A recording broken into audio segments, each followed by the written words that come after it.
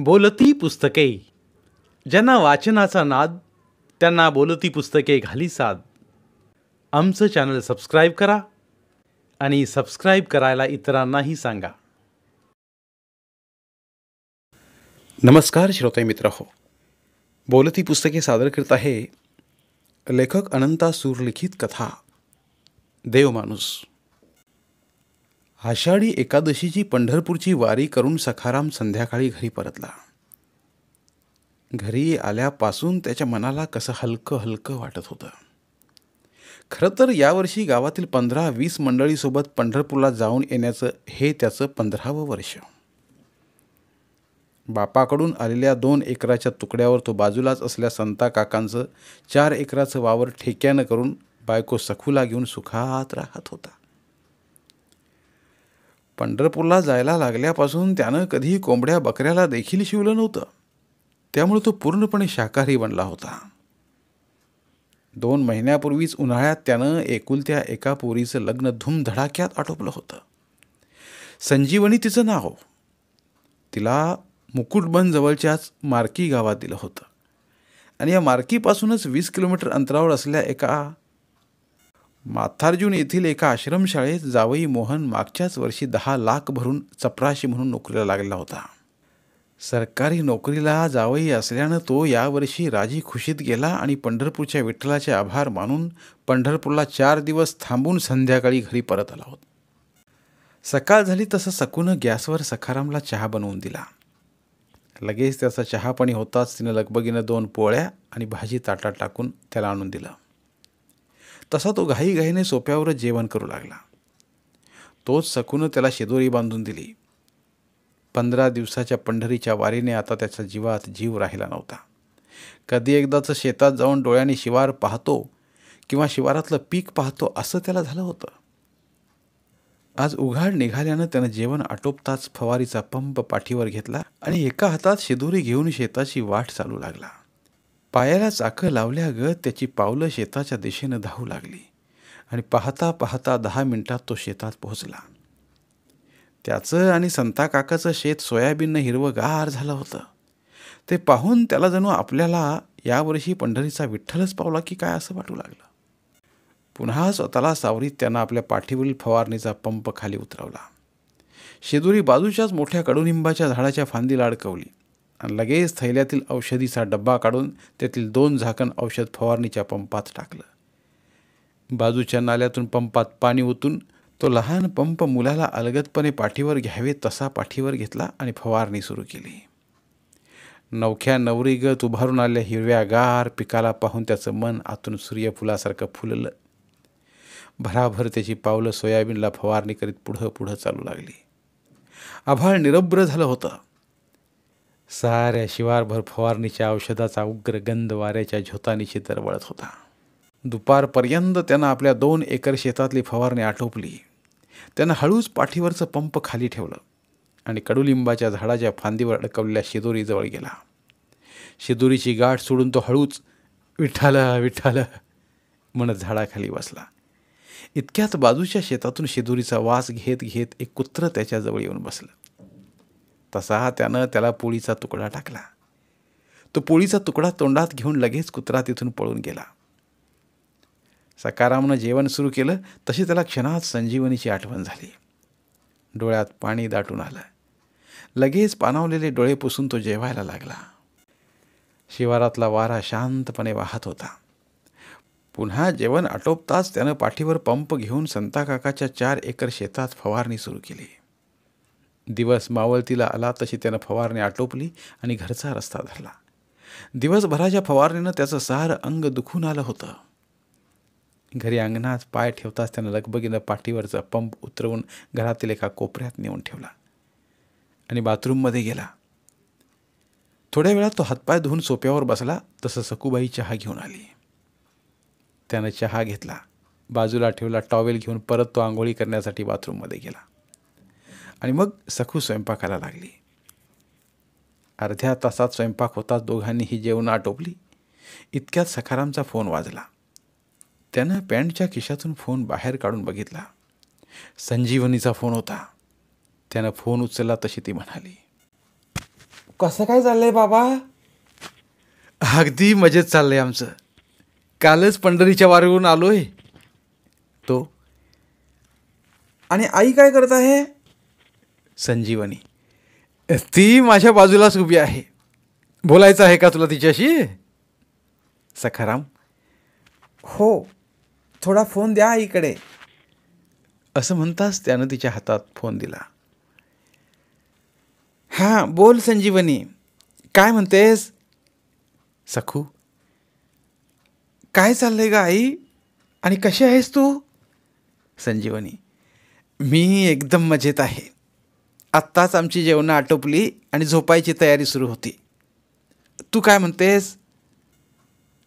आई, एक गोष्ट सांगायची होती तुझ्याजवळ. संजीवनी, कोणती ग? सगळं काही व्यवस्थित आहे ना तुझ्याकडे? सखू, नाही ग, काहीच व्यवस्थित नाही. सारखं त्रास देणं सुरू आहे मला जावयाचं. संजीवनी, त्रास देणं म्हणजे नेमकं झालं तरी काय तुमच्या दोघांमध्ये? सखू, सारखे सकाळ संध्याकाळ माहेरावरून पैसे मागून आणायला सांगतात मला. संजीवनी, पैसे? परंतु कशासाठी आणि का म्हणून? म्हणत सखूनं मोबाईलचा आवाज वाढवला. 2 चाकी गाडी घेण्यासाठी पैसे हवेत जावयाला. संजीवनी, पण लग्नाच्या वेळी हुंड्यात 50,000 रुपये दिले होते ना आपण? सखाराम, हो बाबा, पण ते सारे त्यांनी लग्नात आणि कपडे लत्ते घेण्यात घालवले. संजीवनी, मग आता पुन्हा आम्ही कुठून आणायचे पैसे? सखूनं प्रश्न केला. रोज सकाळ संध्याकाळ पैसे मागून आणायला तगादा लावतात ते. संजीवनी रडवेला चेहरा करून बोलली. बरं, आता एवढ्या लवकर काय करावं मला काहीच समजत नाही. सखाराम, आता माझ्याकडेही काही इलाज नव्हता म्हणून मी तुम्हाला फोन केला. संजीवनी, जावयाला आपली परिस्थिती समजावून सांगितली नाही का तू? सखू, मी सारं सांगितलं आहे, परंतु ते मानेनात म्हणून शेवटी तुम्हाला फोन केला मी. संजीवनी, बरं, उद्या येऊन मी जावयाला सारं काही पटवून सांगतो. परंतु किती पैसे मागून राहिले ते तुला? सखाराम, 40,000 रुपये. संजीवनी हुंदके देत बोलली. बरं, आता तू चिंता करू नकोस. मी येऊन भेटतो उद्या त्यांना. सखाराम, बरं, या तुम्ही, मी वाट पाहते तुमची. म्हणत संजीवनीनं फोन बंद केला. तशी सखू निरखून सखारामाच्या चेहऱ्याकडे पाहू लागली. तर दुसरीकडे सखाराम ही चिंतेत पडला. मुलीच्या लग्नात त्यानं जवळचे होते नव्हते ते सारेच पैसे कामी लावले होते. शेवटी 10,000 कमी गेले म्हणून शामराव पाटलांना मागून आलेली नड भागवली होती. आणि आत्ता 2 महिन्यातच अचानक जावयानं पोरला गाडीसाठी पैसे मागितल्याने तो पुन्हा पेचात सापडला. सापडेना भुई आणि मोर नाचे थुई थुई अशी त्याची अवस्था झाली. म्हणून शेवटी न राहून सखूनं त्याला विचारलंच, आता तुम्ही उद्या 40,000ची सोय कशी करणार? मला तर संजीवनीचं आयुष्य धुतल्या गाडीले वंगण लावल्यासारखं केल्यागत वाटायला लागले. सखाराम, ते जाऊ द्यात. आता झालं ते झालं. पहिल्यांदा पैशाच्या सोयीचं कसं ते सांगा. सखू, कुठली पैशाची सोय आणि काय? पाहतो मी जावयाला समजावून. सखाराम, आणि नाही मांडला तर तो तुम्हाला? सखूनं प्रश्न केला. बघू तिथं गेल्यावर काय पर्याय निघतो ते. सखाराम, नाहीतर एकदा शामराव पाटलांनाच पुन्हा विचारून पाहिलं तर?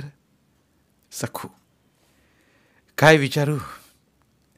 आणखी पैसे द्या मला म्हणून? सखाराम रागानं बोलला. हो, विचारायला काय जातंय? असेल तर देईल, नाहीतर नाही म्हणतील.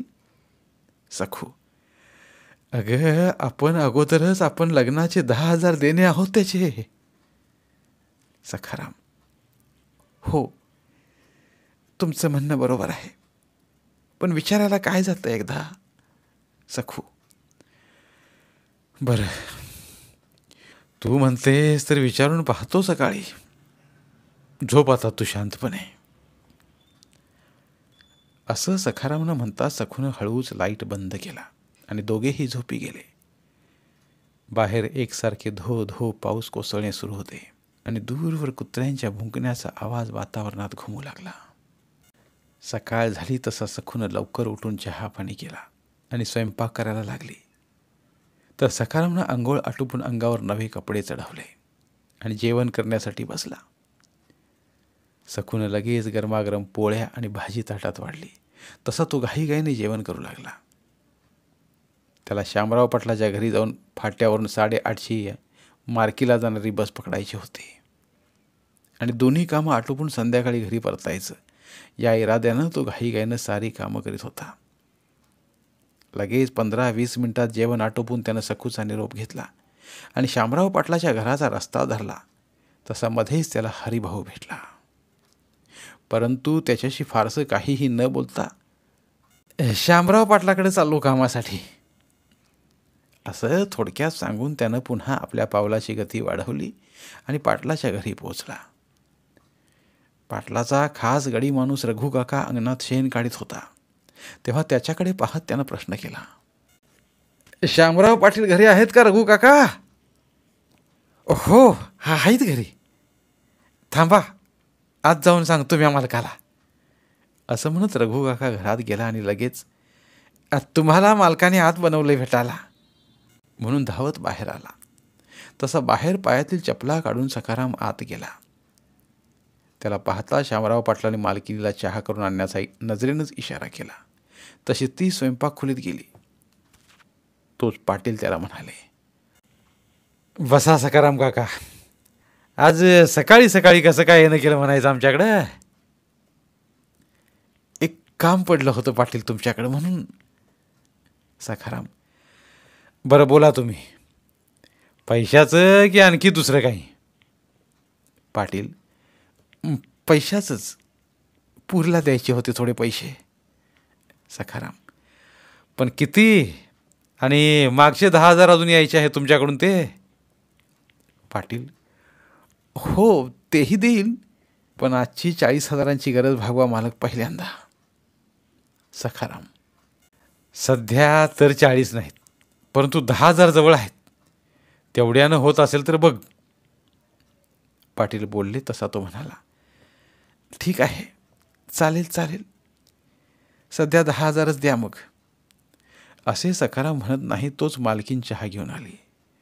दोघेही बसल्या बसल्या चहाचा कप हातात घेऊन चहा पिऊ लागले. तोच मध्येच पाटलीन मालकिनीला म्हणाले, लक्ष्मी, आतल्या कपाटातून 10,000 रुपये घेऊन ये. तशी ती आत गेली आणि लगेच 100चे एक बंडल त्यांच्या हातात दिले. चहा पिऊन होताच पाटलाने ते पैसे सखारामच्या हातात देत विचारले, बरं सखाराम काका, आता हे 10,000 कधी मिळणार? दिवाळीत देतो मालक मी तुमचं सगळे पैसे व्याजासकट. सखाराम, बरं ठीक आहे, या आता तुम्ही. असं पाटलाने म्हणताच तो उठून बाहेर आला. घाईघाईने त्यानं दोन्ही पायात चपला घातल्या आणि खिशात नोटांचं बंडल टाकून फाट्याकडे जाणारा रस्ता धरला. 15-20 मिनिटात तो फाट्यावर आला. खिशातून मोबाईल काढून वेळ पाहिला. सकाळचे 8:20 झाली होती. अजून बस यायला 10 मिनिटं वेळ होता. तसंच उभ्या उभ्या खिशातील नोटांच्या बंडलावरून एकदा हळुवारपणे त्यानं हात फिरवला आणि मनातून समाधानी झाला तोच हरिभाऊ येऊन त्याच्या पाठीमागं उभा राहिला. तसा सखाराम एकाएकी दचकलाच. ते पाहून मुद्दाम हरिभाऊनं त्याला आजूबाजूच्या परिस्थितीचा कानोसा घेत विचारलं, सखाराम भाऊ, आत्ता शामराव पाटलांच्या घरी गेला आणि आता सकाळीच इकडं कुठं जायचं म्हणायचं? काही नाही हरिभाऊ, पुरीच्या भेटला चाललोय मार्कीला. सखाराम, बरं बरं, काही विशेष काम काढलं की काय म्हणायचं? हरिभाऊ, काही नाही, सहज. पण तुम्ही कुठे चालले सकाळी सकाळी? सखाराम, मुकुट म्हणला जातो इवायाच्या मरणाला. हरिभाऊ, इवायाच्या मरणाले आणि असे एकाएकी? सकारामनं प्रश्न केला. आत्ता शामराव पाटलाकडे तू जाताना जावयाचा मला फोन आला होता. हरिभाऊ, काय झालं असं एकाएकी वयाला मरायला? सखाराम, घरी चालता बोलता अटॅक आला म्हण एकाएकीच. हरिभाऊ, माणसाच्या जीवाचं आता काही खरं राहिलं नाही गड्या. केव्हा काय होईल ते सांगता यायचं नाही. सखाराम, हो सखाराम भाऊ, तुझंही बरोबर आहे. माणसाच्या जीवाचा आता भरोसाच राहिला नाही.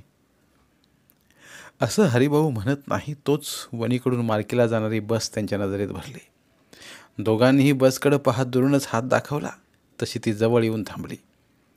लगेच दोघेही बसमध्ये चढले. मात्र बस प्रवाशांनी कोंडवाड्यात जनावरं कोंबावी तशी प्रवाशांनी गचागच भरली होती. मैदानात खेळताना लहान मुलांची आरडाओरड व्हावी तसा बसमध्ये प्रवाशांचा कालवा चालला होता. इतक्यात कंडक्टर त्यांच्याजवळ येऊन कुठे जायचं म्हणून विचारू लागला. तसे हरिभाऊनं मुकुटबंद आणि सकारामनं मार्कीचं तिकीट काढून जागेवरच उभे राहिले. बस एक एक स्टॉप करीत मुकुटबनाच्या दिशेनं धावू लागली. इतक्यात एखाद्या स्टॉपवर बसमधून 2 प्रवासी उतरले की लगेच 4-6 प्रवासी चढायचे. त्यामुळे बसमध्ये गर्दी वाढतच होती. अर्ध्या पाऊण तासाने मुकुटबन आलं तशी अर्धी बस खाली झाली. हरिभाऊ लगेच बसमधून उतरले आणि वयाच्या घराच्या दिशेनं चालू लागले. सखारामला बसायला जागा मिळाली तशी बस मार्कीच्या दिशेनं धावू लागली. रुईकोट, अर्धवन ही गावं मागं टाकून अर्ध्या तासात बस मार्कीच्या बसस्टॉपवर थांबली तसा सखाराम बसमधून उतरला आणि जावयाच्या घराचा रस्ता चालू लागला. 5-6 मिनिटात तो जावयाच्या घरी आला. सकाळचे 10:30 वाजले होते. शिवाय रविवार असल्याने सारे घरीच होते. त्याला पाहताच संजीवनी आत गेली आणि लगेच एका हातात पाट आणि बकेटमध्ये पाणी घेऊन आली. सकारामनं हात पाय धुतले तसा तिनं त्याच्या हातात टॉवेल दिला. तो हातपाय धुवून आत गेला तसे जावयाचे वडील मल्हारराव बाहेर आले.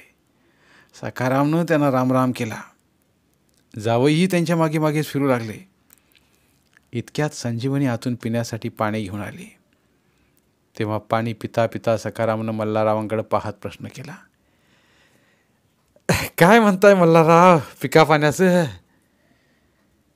सध्या तरी पीक पाणी चांगलं आहे सखारामजी, पण पुढचं काही सांगता येत नाही. मल्हारराव, का बरं, असं काय झालं म्हणायचं? सकारामनं आश्चर्यानं विचारलं. अहो, पिका पाण्याचं काय आपल्या हाती असतं? मल्हारराव, हो, तेही बरोबरच म्हणताय तुम्ही. सखाराम सहज बोलला. आता मागचीच 3ही वर्षे पहा ना, नेमकी सुगी यायची आणि बोंड अळीचा कहर व्हायचा. तोंडाशी आलेलं पीक हातातून जायचं, काय म्हणावं याला? मल्हारराव, शेतातलं पीक घरी आल्याशिवाय काही खरं नसतं मल्हारराव. सखाराम, हो बरोबर आहे तुमचं सखाराम भाऊ. असं मल्हारराव म्हणत नाही तो संजीवनी आतून नाश्ता घेऊन आले. तिघांनी बसून गप्पा गोष्टी करीत नाश्ता केला. थोड्या वेळानं संजीवनीनं त्यांच्यासाठी चहा आणला. तो चहा पिऊन होताच हळू आवाजात मल्हाररावांनी जावयाला इशारा करून बाजूला नेलं. गरीब दिसते जनाले पण कळू देना कुणाले असा त्यांचा स्वभाव. लगेच त्यांनी मोहनच्या हातात 500ची नोट देऊन कानात काहीतरी सांगितलं तसा तो एक थैला बाजारात गेला आणि लगेच मल्हारराव सकारामला घेऊन पायी पायी शेतात आले. दोघांनीही तास 1.5 तास शेतात चक्कर मारली आणि पुन्हा शेतातील एका मोठ्या कडुलिंबाच्या झाडाखाली दोघेही येऊन बसले. तोच मल्हारराव त्यांना म्हणाले. मोहन 2 व्हीलर घ्यायची म्हणतोय सखाराम भाऊ. हो, माझ्याही कानावर आलंय संजीवनीकडून, म्हणूनच आलोय मी. सखाराम, त्याच्या नोकरीला 10 लाख भरल्याने कठीण झालंय जगणं आमचं. मल्हारराव तिरकस नजरेनं बोलले. काही काळजी करू नका तुम्ही, पंढरीचा विठ्ठल सारं काही ठीकठाक करील. सखाराम, त्यानं एक सेकंड हँड 2 व्हीलर पाहून ठेवली मित्राची. मल्हारराव, मग आता त्याला ॲडव्हान्स देऊन टाका 10,000. सखाराम, पण आता वेळेवर हे 10,000 कुठून आणायचे मी? मल्हारराव, मी आणले आहेत व्याजानं पाटलांकडून, बाकीचे नंतर पाहू.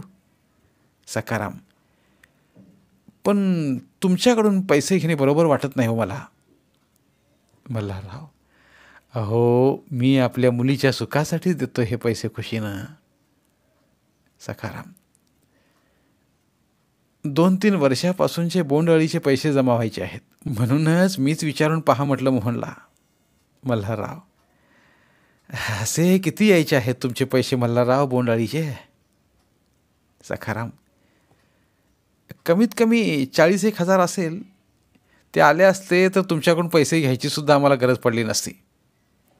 मल्हारराव, गाडीच्या पैशाचं काय ते मी पाहून घेईन, तुम्ही मुळीच काळजी करू नका. असं सखारामनं म्हणताच मल्हाररावांचा जीवात जीव आला. बरं बरं, तुम्ही म्हणता तसं, म्हणत मल्हारराव त्याला घेऊन घराची वाट चालू लागले. 15-20 मिनिटात दोघेही घरी आले. त्यावेळी दुपारचे 12:30 वाजले होते. कोंबड्याच्या भाजीचा वास घरभर दरवळत होता. बाजूच्याच एका कोपऱ्यात मोहन आणि मल्हारराव थोड्या थोड्या वेळानं जाऊन दारू पित होते. सखारामाचं त्याकडे लक्ष गेलं, परंतु काय आणि कुणाला बोलणार? त्याच्या मनाला हे त्याचं आपल्या नजरेसमोर वागणं पटलं नाही, म्हणून मूग गिळून बसल्यागत तो शांतच राहिला. थोड्या वेळानं संजीवनीनं जेवणासाठी 3 ताटं वाढली. ते तिघेही जेवायला बसले. सखारामनं मात्र साधंच जेवण घेतलं. जेवतानाही बापलेखाकडं बडबडणं सुरूच. खरं तर त्यांच्या पोटामधली दारू त्यांना बोलायला भाग पाडत होती. जेवण करता करता त्यांच्या गप्पा गोष्टी चालल्या होत्या. अर्ध्या तासात त्यांची जेवणं आटोपली. जेवण आटोपून सूप सुपारी घेताच सखारामनं 10,000च्या नोटांचं बंडल मल्हाररावांच्या हातात देत म्हटलं, मल्हारराव, आता पहिल्यांदा आमच्या जावयाला 2 व्हीलर घेऊन द्या. मी कधी नाही म्हटलं का सखाराम भाऊ तुम्हाला? हे बघा, तुमच्या जावयाच्या हातात हे 10,000 देतो, हे बघा. पैसे देते म्हणाले. बरं, आता मी निघावं म्हणतोय गावाला. सखाराम, पण मामाजी, तुमची हल्टिंग बस किती वाजता आहे मुकुटबनवरून? मोहन, संध्याकाळी 5:15 वाजताची आहे. सखाराम दोघाकडे पाहत बोलला. मग 5 वाजता निघा की घरून. 10 मिनिटात मुकुटबनला जाताय ऑटोनी, तोपर्यंत आराम करा. मल्हारराव, तुमचंही म्हणणं बरोबर आहे, परंतु आता माझं काम झालंय. आता बाकीच्या पैशाची सोय पुढच्या रविवारपर्यंत करतो मी. सखाराम, तुम्ही म्हणाल तसं. तोपर्यंत आम्ही इसार देऊन गाडी ताब्यात घेतो मामाजी. मोहन, ठीक आहे, मात्र हे पैसे गाडीच्याच कामी लावा म्हणजे झालं. सखाराम, अहो, हे काय सांगणं झालं का सखाराम भाऊ? आमच्यावर विश्वास आहे ना तुम्हाला? मल्हारराव, तुमच्यावर विश्वास आहे हो, पण या दारूवर. सखाराम, आधेमध्येच कोंबड्या बकऱ्यावर पेतो आम्ही, नाहीतर 4 कोस दूर आहोत आम्ही दारूच्या. बरं, आता थोडा आराम करा, मग निघा तुम्ही हल्टिंगनं. मल्हाररावांच्या या बोलण्यावर खरं तर सखाराम मनातून हादरलाच. धुतल्यानं कपडा फाटे आणि बोलल्यानं मन विटे अशी त्यांची अवस्था झाली. त्यानं एक नजर स्वयंपाक खोलीतील संजीवनीवर टाकली. तीही त्याला थोड्या वेळ थांबण्याचा आग्रह करू लागली, म्हणून तो नमतेपणा घेत बाजूच्या सोप्यावर बसला. खरं तर त्याला आज संजीवनीच्या सासऱ्याचं आणि जावयाचं आपल्यासमोर दारू पिणं आवडलं नव्हतं, पण काय करणार? आता तर त्याची गत अडकीत त्यात सापडल्या सुपारीसारखी झाली होती. भविष्यात संजीवनीच्या वाट्याला काय करू मी, आई आणि सर्व गेलं दारूपायी असं म्हणायची वेळ येऊ नये असं त्याला वाटू लागलं. त्यामुळं कधी एकदाचे 5 वाजतात याकडे त्याचं लक्ष लागलं होतं. 5 वाजता सखारामनं मल्हारराव आणि जावयाला रामराम करून बसस्टॉपचा रस्ता धरला. तो बसस्टँडवर आला तसा त्याला मुकुटबनला येणारा ऑटो भेटला. लगेच 10 रुपये देऊन तो ऑटोत बसला. माणसा बायकांची ऑटोत गर्दी झाल्याने लगेच ऑटोवाल्यानं ऑटो मुकुटबनच्या रस्त्याने लावला. 10 मिनिटात ऑटो मुकुटबनला आला तसा तो लगबगीनं ऑटोतून उतरला. समोर गावाला जाणारी हल्टिंग लागली होती. त्यामुळे बसकडे जाताना सहज म्हणून त्यानं आपल्या पॅन्टच्या खिशात हात घातला आणि लगेच ऑटोत कुणीतरी खिशातलं पैशाचं पाकिट मारल्याची त्याला जाणीव झाली. अखेर त्याच्या नजरेसमोर गावाला जाणारी शेवटची बसही निघून गेली. आता काय करावं ते त्याला सुचेना. तो काही वेळ तसाच बसस्टँडवर बसून राहिला. मग हळूच जागेवरून उठून गावाकडील कुणी ओळखीचं भेटतंय का म्हणून बसस्टँडवर शोध घेऊ लागला. परंतु कुणीच ओळखीचं दिसेना. त्याने मोबाईलमध्ये पाहिलं तर संध्याकाळचे 6 वाजून गेलेले. शेवटी त्यानं नाईलाजाने एक दोघांना आपली आपबीती सांगितली. परंतु त्याच्या बोलण्यावर कोणीच विश्वास ठेवेना. आजकाल पैसे मागण्याचा नवा फंडा अनोळखी लोकांनी बसस्टँडवर सुरू केलाय म्हणून लोक त्याच्याकडे शंकास्पद नजरेने पाहू लागले. इतक्यात एक अनोळखी व्यक्ती त्याच्याजवळ येऊन बसला. चेहऱ्यावरून तो कसल्या तरी चिंतेत असल्याचे सखारामला स्पष्टपणे जाणवले. म्हणून सखाराम त्याला आपली आपबीती सांगण्यासाठी थोडा थोडा त्याच्या जवळ सरकू लागला. मात्र त्याच्या डोळ्यात झोप आलेली होती. त्यामुळे त्यानं हातातील थैला तसाच डोक्याखाली ठेवला आणि सखारामला काही कळायच्या आत तो झोपीही गेला. त्यामुळे सखाराम पुन्हा नाराज झाला आणि थोड्या वेळाने त्याच्या बाजूला शांतपणे झोपी गेला. रात्र भरास येऊ लागली तसा घड्याळीचा काटा पुढा पुढं सरकू लागला. रात्रीचे 12 वाजले तशी सखारामला अचानक जाग आली. बसस्टँड सुनसान झालं होतं. त्यानं डोळे उघडून बाजूला पाहिले तर बाजूला कुणीच नव्हतं. तो काही वेळापूर्वी आलेला माणूस तिथं झोपलेला नव्हता. तो असा एकाएकी कुठे गेला असेल असा मनोमन विचार करीत तो जागेवर बसला. अचानक त्याचं लक्ष बाजूला गेलं. बाजूलाच एक मोठं पाकिट पडलेलं त्याला दिसलं. त्यानं ते हळूच उचलून पाहिलं तर त्यात 500च्या नोटांचं बंडल होतं. त्याने हळूच त्यातील नोटा काढून मोजल्या. 50,000 भरले. एवढ्या पैशाने शामराव पाटलाचं आणि जावयाचं देणं चुकतं होईल असा क्षणभर त्याच्या मनात विचार आला. परंतु लगेच त्यानं स्वतःला सावरलं. पंढरीच्या विठ्ठलाची आपल्यावर नजर आहे. तो आपलं भलं करणार नाही. या पैशावर आपला कोणताही अधिकार नाही याची त्याला जाणीव झाली. लगेच तो पाकिट सोबत घेऊन बस स्टँडवरील चौकशी विभागात गेला. तिथल्या एका कर्मचाऱ्याला त्यानं सारी हकीकत सांगितली. तसा तो पैसे अर्धे अर्धे वाटून घेण्याचा सखारामला सल्ला देऊ लागला. परंतु त्याचं बोलणं सखारामच्या बुद्धीला पटेना. तो तसाच तिथून निघाला आणि अर्ध्या किलोमीटर अंतरावर असलेल्या पोलीस स्टेशनमध्ये आला. तिथल्या पोलिसांना जमादारला त्यानं सारी हकीकत समजावून सांगितली. तसा त्यांनी सखारामला 1-2 तास तिथेच थांबण्याचा सल्ला दिला. अखेर तो तिथेच थांबायला तयार झाला. 1-1.5 तास उलटत नाही तोच त्याला समोरून दुचाकीने कोणीतरी पोलीस स्टेशनच्या दिशेने येताना दिसले. दुचाकी जशी सखारामच्या जवळ आली तसा दुचाकीवरील एका व्यक्तीला सखारामनं ओळखलं. तेव्हा दुचाकीवर बसलेल्या त्या बस स्टँडवरील व्यक्तीला सखाराम म्हणाला, भाऊ, तुमचे 50,000चं पाकिट मी पोलिसांजवळ जमा केलं. अगदी सुरक्षित आहेत तुमचे पैसे. बरं झालं भाऊ, पैसे मिळाले ते. सकाळी माझ्या आईचं ऑपरेशन आहे. त्यासाठीच मित्राकडून व्याजानं आणले होते मी पैसे ते. तो, हे घ्या भाऊ तुमचे पाकिट आणि पैसे. जमादार पैशाचं पाकिट देत त्याला म्हणाला, खूप खूप धन्यवाद भाऊ. तुमच्यामुळेच आता माझ्या आईचा जीव वाचेल बघा. तो, त्यात धन्यवाद कसले दादा? शेवटी माणूसच माणसाच्या कामी येतो. मला जे पटलं ते मी केलं. सखाराम, पण रात्री तुम्ही एकटेच बसस्टँडवर कसे काय? असं त्यानं विचारता सखारामनं पुन्हा त्याच्यासमोर संध्याकाळी बसस्टँडवर घडलेलं सगळं रामायण कथन केलं. तेव्हा तो सखारामला म्हणाला, हे घ्या दादा, माझ्याकडून 500 रुपये. हवं तर तुमच्या इनामदारीचं बक्षीस समजा हे. नको नको, मला काही नको यातलं. या पैशानं आईचं सुखरूप ऑपरेशन व्हावं एवढीच माझी विठ्ठलाकडे मागणी आहे. सखाराम अंतकरणातून समाधानी होत बोलला, होईल, तुमच्या मनासारखं होईल. बरं दादा, पुन्हा एकदा धन्यवाद. आता येतो आम्ही, सकाळी ऑपरेशन आहे. म्हणून दोघेही आल्या वाटेने दुचाकीने निघून गेले. तेव्हा जमादार सखारामकडे पाहत म्हणाला, खरं सांगू का दादा, या जमान्यात तुमच्यासारखा देव माणूस भेटणं फार दुर्मिळ झालंय. या जन्मात आपल्याला माणूस होता आलं तरी खूप झालं दादा. असं जमादारला सखाराम समजावणीच्या सुरात म्हणाला. खरं तर यावेळी तो आपलं सारं दुःखच विसरून गेला होता. ते त्याचं असं वागणं पाहून जमादार गहिवरला. ड्रायव्हरला आवाज देत म्हणाला, आत्ताच गाडी काढ रे पांडुरंगा. देव माणसाला आपण सुखरूप त्याच्या गावी पोचून येऊ. तशी पांडूने त्यांच्यासमोर गाडी उभी केली. लगेच सारे गाडीत बसले. तशी गाडी अंधारला चिरत गावाच्या दिशेनं निघाली. आजूबाजूला गच्च अंधार पडल्याने रातकिड्यांच्या आवाजाचे साम्राज्य निर्माण झाले होते. अर्ध्या तासात गाडी दारात आली. तसे गाडीच्या आवाजाने आडोशाला झोपी गेले कुत्रे जागे होऊन भुंकू लागले.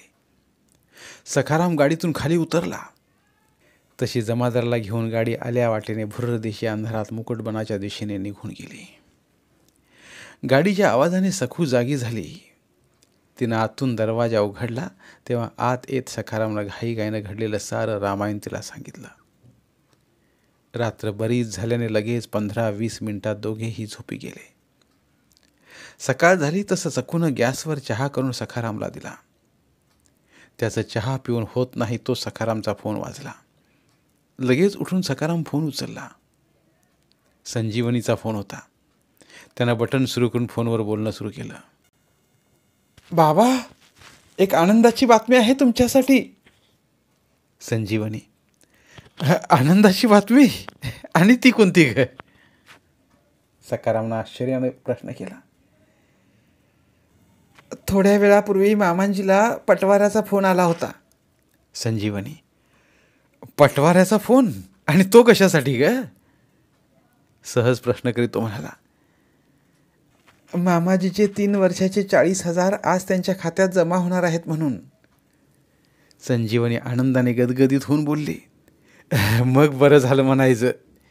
जणू काही पंढरीचा विठ्ठल पावला म्हणायचा तुम्हाला. सखाराम, आम्हाला नाही, तुम्हालाही. संजीवनी, म्हणजे? मी नाही समजलो. आम्हाला कसं काय बुवा? सखारामनं सहज प्रश्न केला. मामाजी तुम्ही काल दिलेले 10,000 परत करणार आहेत आणि गाडी आजच आणणार आहेत घरी. संजीवनी, बरं बरं, तू आपल्या आईशी बोल आता.